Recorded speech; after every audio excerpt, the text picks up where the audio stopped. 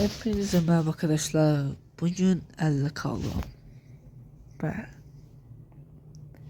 az takipçim olmasa bakmayarak 50 olacağım. Ve ahırda Stardoor basacağım. Legendary. Efsanevi Stardoor basacağım. Yukarıda tarayımız öldürdü.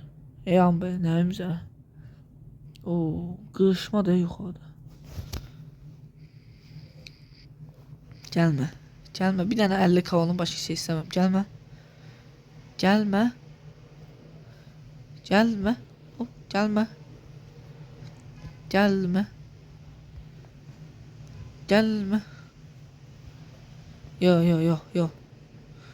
Dostum.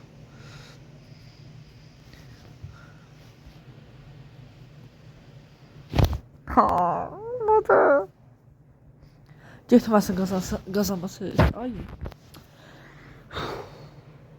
Olacağım. Bu videoda olacağım.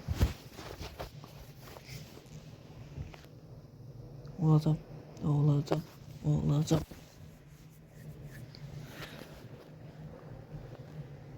Bu videoda 50 olacağım. Kanala abone olup like etmeyi unutmayın. Sonuna kadar bakın. Sonda efsane store'dan drop'dan ne çıxacağına baxaq. Bir tane oğlum 50k başka bir şey istemiyorum.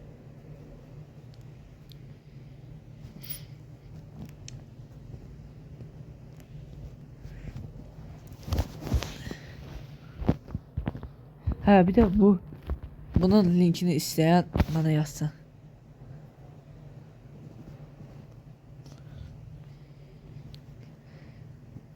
Linkini isteyenler mən yazsın ve kanala abone like atsın.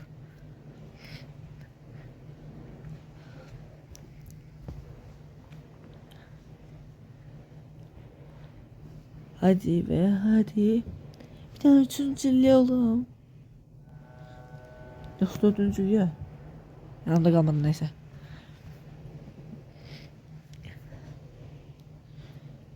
Kurtarmadı ya. Ölüm kurtarmadı. Ya 4 ya da 3. Ya 4 ya da 3. Hadi. 3. Son. 50 kaldık. 50 kaldık. Şükür.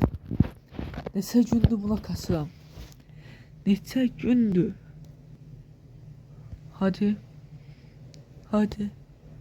Ve 50k. 50k oldum.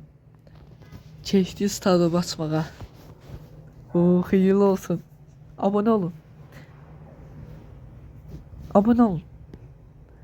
Abonedir. Haydi. Atsam. Abone ol atsam. Like atın. Gözlüğü Oldu. Abone ol ağzına bastım ve ne çıktı?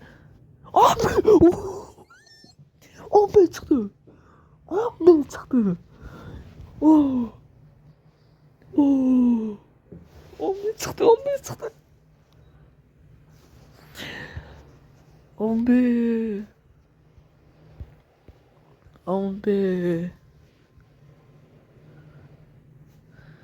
Oyda. Ve videomuz bu kadarıydı. Özünüze yaxşı baxın. Görüşərdək. Bay bay.